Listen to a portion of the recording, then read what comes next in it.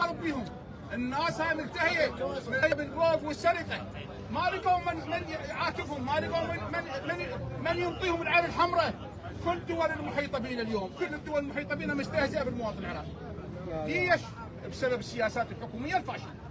مع الاسف اللي يسمون اخواننا اللي يسمون ومسمين علينا احنا رادين على قلبنا مسميهم الشعب. مع الاسف ما خلوا شيء هم ما باعوا، ما خلوا شغله ما سووها. فلوس هسه عرفنا اكو بوق واكو سرقات واكو كذا، لان لا حول ولا قوه. الدور تبيعون العراق ولكم والله مصيبه، ولكم والله مصيبه. احتارينا شو نسوي لهم؟ احتارينا.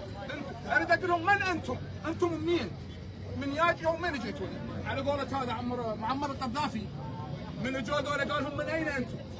اريد اعرف ذولا منين اللي جونا اللي جاي يحكمون حاليا؟ فهمونا منين؟ الايام اللي تسولفون.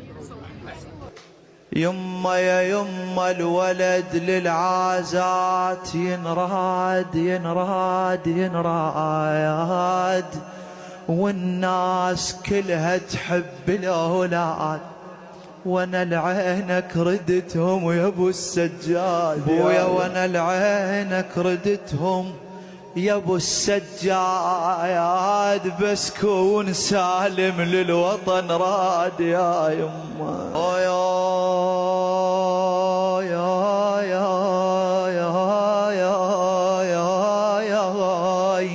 لو ان ادري بحليبي هالوفا كان بعد ربيت لك يا حسين خوايا يما يا يما يا، قلت بل كان ترد سالم للاوطان واقول